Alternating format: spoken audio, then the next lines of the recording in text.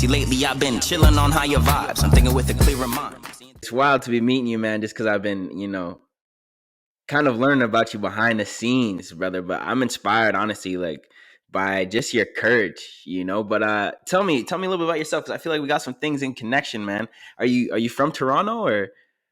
Yeah. I mean, I grew up in Toronto. I was born in Trinidad, but I came here when I was like 6 years old. So I grew up most of my life out here.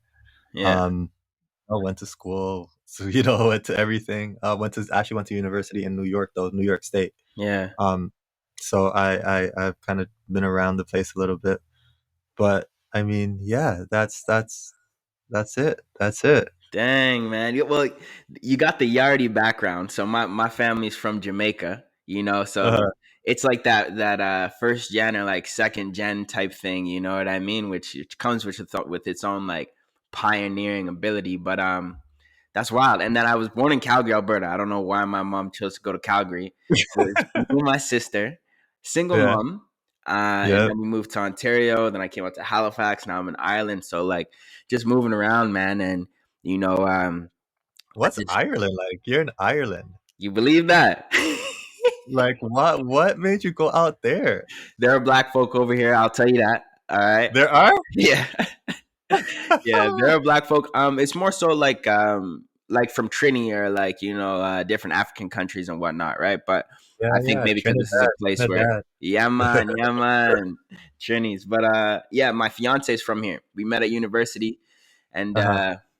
yeah, bro. I have to give you props because writing is a way where I can kind of stay in touch with those emotions, those stories, those beauty Yeah, scars, right? yeah, And yeah, it yeah. was although my mom was in Calgary, it made more sense for us to be closer to her family, so things like that. But No, that's beautiful. That's yeah, beautiful, man. And I mean, it's bold too. I mean, you're talking about my boldness. Like that's a bold move. So I always commend those kind of decisions. You know? yeah, respect.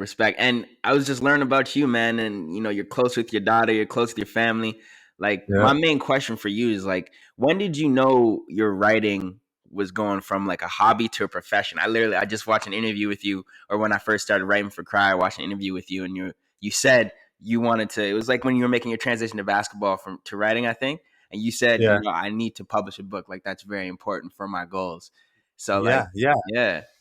It's that's a good question. I think. Oh, my bad, carry on. I mean,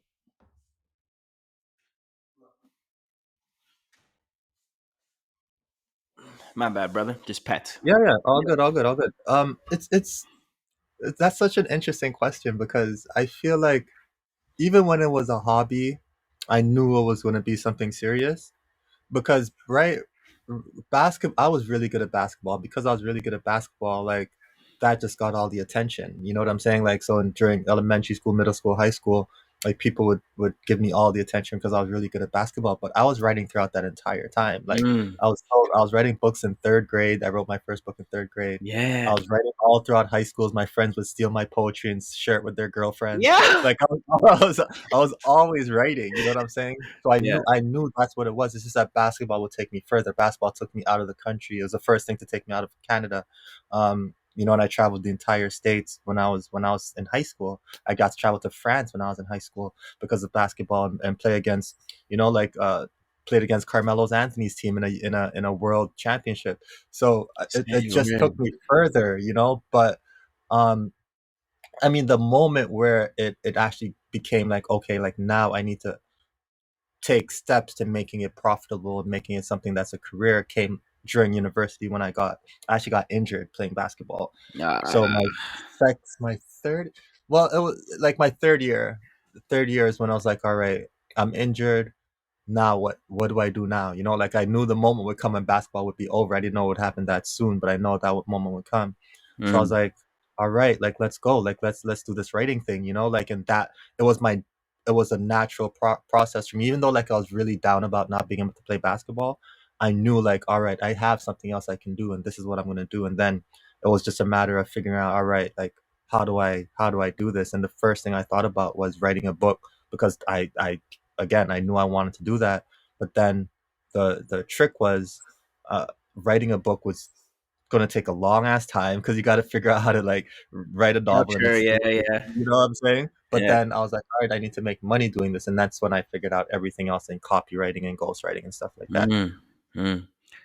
Nah, man. Nah, I was just the first part of your story we have in common, sort of. You know, I went to school to play football, university in Nova Scotia to play football for the same exact reason. Like one of my Uh, most vivid memories as a child is coming home from school and running up to my mom's PC and writing. You know, just like writing yeah. stories.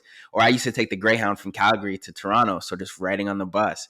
You know, but Oh, sick. sports, like you always think that sports is going to take you further, but and that's why I love your publication, man, because you've been able to kind of create a space for people who went through similar experiences as you.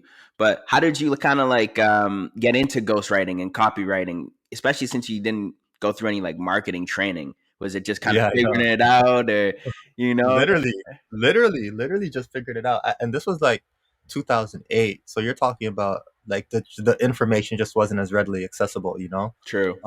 So I legit just figured it out on my own. Like my first gig was um writing a biography for a rapper in Toronto for $50. You That's know, like I crazy. charged him $50. I said, I'll write your biography. Yeah. But what I did learn though, like the key learning actually was just like you'll make more money writing for other people than you will for yourself. Mm, Like it's easier to say, hey, I will do this for you and like be of service than to be like, hey, read my writing, you yeah. know, and pay for my book or pay for my writing. So Yeah. I learned that really early on.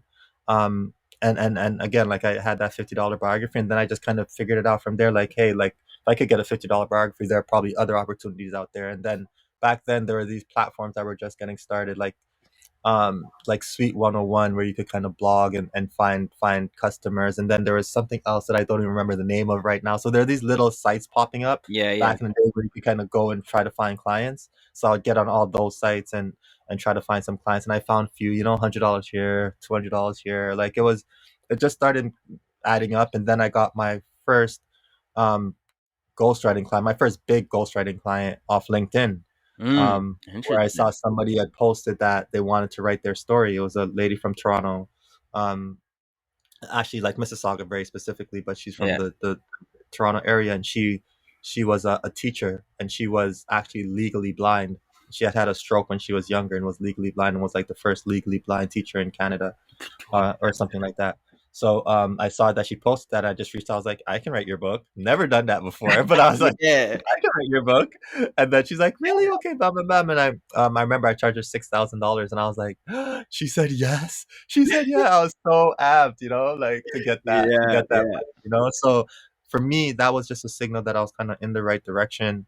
That I was going where I was doing what I was supposed to be doing. Mm. And I was figuring out how to make money doing it.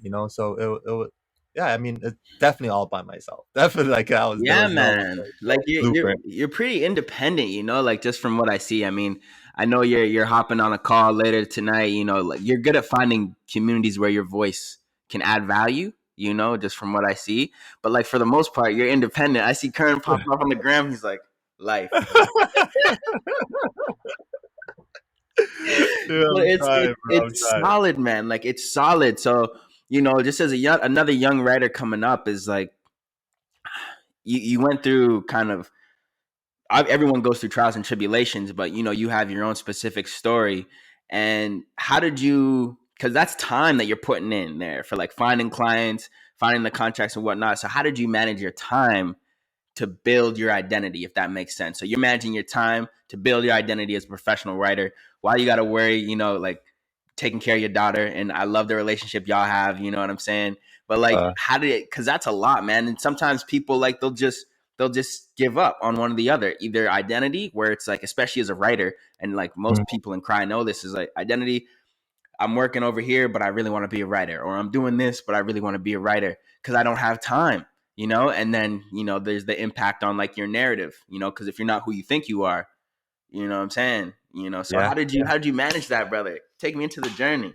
Yo, that part was actually hard, but I don't. Okay, so I think my when I think about what my natural gift is, it's probably just like resilience. Like I'm Mm, able to just say, all right, this is. I don't care what anybody else says.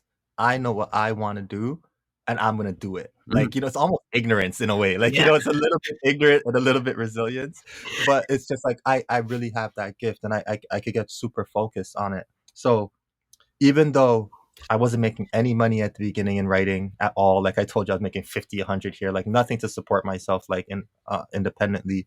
Um, Even though I knew the novel was going to take a long time, even though I was working like all these bullshit odd jobs. I worked as a shoe salesman at Payless. I worked cleaning Mm, cars at Enterprise. I worked at the bingo hall. I worked at a community center. I worked delivering trays to patients in a hospital. I mm. did all these odd jobs, all of them, right? And there's a very, very specific reason I did that though. And again, like I these things are in kind of were instinctive, so that's why I think it was my gift. What I did was I said like I need to be a writer and I want to be a full-time writer, so I need time to write. Yes. So I didn't want to, even though I had a university degree, Yeah. turned down a job like for out of university for 80 grand. I turned it down because of time. Because I said I need to dedicate more time to writing than I am to working. I actually said that when I was like 20. I Yeah. said that, right? So I all those odd jobs, I took all those jobs because I was like, all right, I still have to make money so I could feed my daughter and feed myself. I have to do that. Yeah. But I'm gonna take part-time jobs. I'm gonna take bullshit jobs so that the mental stress on me is low. Like Mm. selling shoes, washing cars, my mental stress is low. I work part-time. I could come home and then I could write, or I could wake up in the morning, write for hours, then go to work. And that's what I did. And I made sure that my time was dedicated to my goal of becoming a writer. It was dedicated to my goal of becoming a full-time novelist, which I'm getting really, really close to right now. So Mm. for me, it was that kind of innate feeling, that ignorance, that persistence, and that kind of foresight. And I do want to give one of my professors a lot of credit. I've actually dedicated my I shouldn't say dedicated. I included him in the acknowledgments in my first book, Thoughts of a Fractured Soul. When I first finished the first draft of my first novel, I asked him to read it and give me some comments. And this wasn't during finals time, and it was my senior year, I believe, or junior year, or something like that. And I gave it to him, and he read the entire thing. It was two or 300 pages on Microsoft Word, single space. It was terrible, but he read the entire thing, marked the entire thing, and then brought me into his office to talk to him. And what he told me was, he told me a bunch of stuff, but the message I remember that he told me is like, if I want to be a writer, it's like, Kern, if you want to be a full-time writer, an author and write books, and Mhm. this is what you want to do, it's going to take you 5 years to learn how to write properly, Mm. 5 years to build an audience, and 5 years to make money. So he literally just set my mind from the very beginning that this is like you're on the long haul. This is a long game. You're not playing this short 1 year, 2 year, even True, 3 year true, game. You're true, playing a true. long game because I need to learn how to do all these things. So once that's the mindset I was going into becoming a novelist with. You know what I'm trying to say? Like Mm. my ultimate goal is to become a full-time novelist. Like I'm Mm. only writing books, and the income I generate from my books can support me. Period. Yeah. That's my long-term goal. That's my end goal, right? So once he set me up like that, I already knew like, all right, I'm on the long game. So what can I do in between to make sure that I'm still sustaining myself to get there? Mm. What are the steps I need to take? So again, like he gave me that information. I took that, put it with my mindset and my kind of like my innate gift of being really focused and persistent and resilient and ignorant. And Yeah. I jumped on the path, bro. I jumped on the path. You know what I'm saying? I spent a lot of time not only just writing, but a lot of time studying. I think that's a Mhm. part that I think writers kind of skip out on. They just I studied. I used to be up in my mom when I first came back from university, and I was still at my mom's. Mm. I was in my room studying sentence structures and sentence fragments and comma Jeez. splices every single day for hours, like just highlighting stuff. Something called the Little Brown Book, and just reading through like legit. You know what I'm saying? Like I studied that shit. So I was writing was not like this like kind of side thing for me. Never. Even when it was actually a side thing, it was never really a side thing for me because I knew where I wanted to be. And it's not an accident that I'm here now. It's not an accident I'm going to be. Like I have ways to go, but I'm Yeah. getting really close Yeah. to that goal. You know. That's wild, man. Like the last part that got me is just that you weren't see. First thing is that most writers like it's like a whimsical thing. Like you'll feel a vibe. The prompt might be right, like and you'll submit, and that's it. You do it from there from time to time. Which is what I've been doing. But I love writing. I just don't know which way I want to go. But but that's what I've been doing. So that's the one thing, right? Is like the whimsical kind of when you feel like it, you write. Then the second thing is like when you're reading or when you're studying, people might think about the way stories are told, like, like the structure of stories, but not the structure of sentences and comma splices, like you were saying. That took me to a different level just now. That took me to a different, and I'm in marketing too. Like I gotta think about these things, and but I'm mainly at the beginning of my journey, so I'm around like tone and like sentence structure, kind of keeping it short and choppy, and Hmm. like action oriented. But I like how you put that. That's really going to put me on a different playing field now. And the last thing is this, man, I appreciate the marathon perspective too. I think that's really helpful that you had someone tell you early that it's about the marathon, because I know I saw that you got brothers, right? Do you got brothers or Yeah, yeah, two brothers. two brothers? That's are you youngest or I'm the middle. Yeah, are you the middle? yeah. Wow, wow. Yeah, we'll chop that up The after. black sheep, the black sheep. Middles are the black sheep. Yeah, they're you know what? They're big up, man. Didn't one of them play in the one of them's a football, or you guys were all One of sports? them played in the NFL and CFL. Yeah, my Yeah. older brother. And what about the youngest? My younger brother has a studio. He owns a studio out in Scarborough. Oh, that's Does what's up, music, man. songwriting, and stuff like that. He's dope. Oh, I love that. I love that. But you guys are a dope trio, man. But like as I Yeah. was saying, it's good to have someone to put you on that marathon mindset early on, because, single parent growing up in my house, um, you know, I wanted to achieve things a little bit quicker. So a little bit of backstory, because I write for you all the time, and like, I Mm, might share some of this, might not, but definitely share the audio, right? But a little backstory about me is, we're Jamaican, come to Calgary, and then the main thing is I didn't really think about my pops not being around or anything like that. But the main thing came when my sister was diagnosed with schizophrenia and bipolar disorder in university. Right. So we didn't know how to handle that as a team, as a mm, family, whatever. So I ended up kind of just living all around the place around like 15, just because like things kind of, yeah. broke apart. Right. And just my mindset from there on, especially being like the son in the house, is like, you got to get things done now, because like Yeah. there is no, Yeah. it's now, bro. Like we need it now. So it took a ton of risks. Like took a ton of risks just back home growing up, and then coming out here, taking a ton of risks to, bet it all on sports. So I commend you and your professor, man, for setting you straight, because, just thinking back to it, I wish I had someone to tell me like, yo, I know things seem like they need an immediate response, but like this is a Yeah. long game, and I'm just taking that in now, Yo, that's crazy. That's a crazy story though. That's a crazy story because you're right. It's hard. It's hard, especially at 15. For if you had had that I was like 20 when my professor told me that. To have that perspective at 15 would have been like you True, would have to true. be like Doogie Howser. You know Yeah, what I'm saying? Like, to know, it's just so hard to know that. So it you is. probably you did what you had to do. You did Yeah, what you had to man. do, and you're here now. So hey, Mm-hmm. Exactly, man. Exactly. So what are you doing these days, man? I see you're popping up at a talk tonight to talk grown man ish. But what else are you doing mm, to kind of move the needle towards that full time novelist goal? And yeah, what is that? What is Cry's role in that? yeah. So, I mean, I'll talk about Cry first. Cry really for us, Cry is it's a magazine. Like that's its functional role. Like it's an online magazine, and it's a space where we allow, contributors, writers, and other creators to kind of share stories about the emotional side of being a creator, being a writer. Like just because there's a lot of publications out there that talk about the technical stuff and the how to and how to get money, how to get followers, how to make money writing. And we touch on some of those topics once in a while, but our main goal is to talk about the emotional side of that. And I think for us though, really what Cry is about, especially the online publication, it's about community building.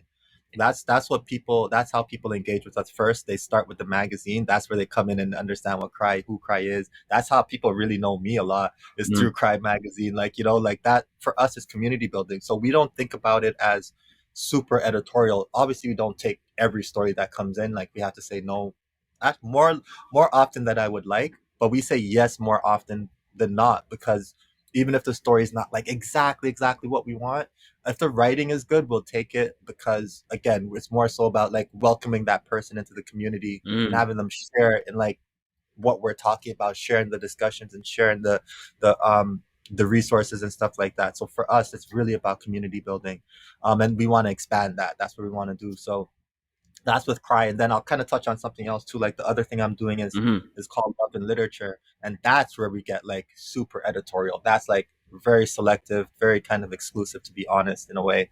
And we take it's actually a newsletter, but what we do is that we take a writer a month. We choose one writer every month. We handpick these writers, and we give them a month to share a story about their life. So it's like a memoir type story, like, and we break it down into 4 chapters. So they have 4 Sundays. Um, Crazy. Love yeah, that. and they tell a memoir story about their life, and we send that story out to our subscribers. We have over 600 subscribers now. We just started this in February, so it's like really Yeah, that's early on. big. That's big up. Yeah, we're doing well with that, Yeah. and we get writers from all over the world. We just had a writer from India tell their story. Mm. We obviously have a writer coming up from the UK and Uganda. We're hoping Yeah. she finishes the story. So we're doing that. And we have different voices. We make sure we have, I mean, obviously like men and women, but then also like marginal voices. We're working with Toronto Writers Collective, which is actually became Canada's Writers Collective, to get marginal voices of people who are homeless, people who have mental health issues. So Mm. with the diversity of our stories is going to be incredible. We're starting a children's section where we have like young teens telling their story, and we're going to put that out on Saturday, so they have their own day, their own section. So Jeez. like that is the editorial. Like that's our money. That's like what we're banking on. Like when we Yeah. think of like what we're going, like me as a business person, like when I put my business hat on and say like what do I want to do that I'm super passionate about and that I could help, like other people, but also do something to make myself some money and make a business out of it. Mm-hmm. That Love and Literature was it. Even though it just happened in February, that was it. Like that's something we're excited about. We have a lot of partners. We partner with Nia Center. We're partnered with TWC, like I just said. We're partnered with Jeez. Draft. We have a lot of partners with that already happening. So that's on the kind of like business side, Cry, and that stuff. Mm-hmm. And then me personally as an author, like I'm getting closer. I put out 2 books independently: Thoughts of a Fractured Soul and Beauty Scars. Sold Yeah. thousands of Yeah. copies of those books. I just got a publishing deal earlier this year for a book called Jeez. Boys and Girls Screaming. So that publishing deal was like I needed that Wait, because I wait. Can needed you that. repeat that? What's it called? Publishing deal for what? Sorry. What's it called? The book is called Boys and Girls Screaming. Jeez. Yeah. It's coming out next spring. It's going to be dope. It's going to I actually just sent it. I'm sending in the edit this next week. Um, we're working with my editor. The editor is DCB, and Cormorant Publishing. They actually publish Marrow Thieves. If you know Marrow Thieves. Marrow Thieves is a popular book in Toronto, in Mm. Canada, I should say, not even in Toronto, and all across the world. It's Yeah. super popular. So I just got a publishing deal with them earlier this year. Book is coming out in spring 2022. But that was important because that kind of validated me as an author in a way, because it said like, it's one thing to self-publish your book, but it's another thing when somebody says, what, I like that book enough that I'm going to pay you for that manuscript. I'm Mm-hmm. going to be like, here's some money because I want that manuscript, and Yeah. then they're going to have to, and then they handle all. You don't have to spend anything on marketing and making your book cover. Like you have a team now behind you to push that forward, and you have the Jeez. distribution necessary to push that forward. So that to me, that's step one. And once that book comes out, it's that's I think I will be. I want to say it's going to be Yeah. Yeah. there. You I know what I'm feel it. saying? I Because feel like it. it's like it's coming. It's coming. I can feel the momentum happening because I've literally been waiting for this moment. That's why I've been like so active on all my platforms, and that's why you're seeing all these different kind of like interviews happening with me and all these people kind of into my story, because this I've been waiting for this time. Like I'm ready for this moment right here where I feel like I'm in a position and I have the resources to be able to sell hundreds of thousands and potentially millions of books. Mm-hmm. I've been waiting for this moment. So Yeah. I'm ready.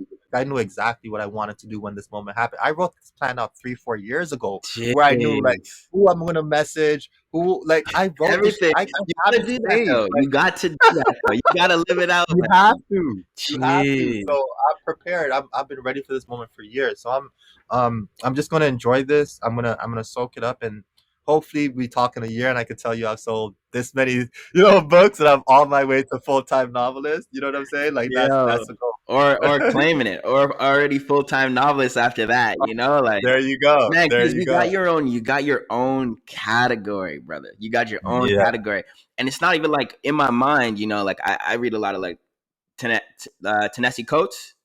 Yeah, You know yeah, what I yeah, mean? yeah. Like I read a lot of Tennessee Coates, and I see the style as like your way to tell stories, not only like just your way to tell stories kind of like that, but not only black stories, just like Yeah, emotional, like just life lesson stories in a powerful way, you know? So I'm like, damn, you know, boys and girls screaming, I might want to read that, bro. That might be good. You know what I'm saying? I might be in the yeah. market. I might be in the market for that.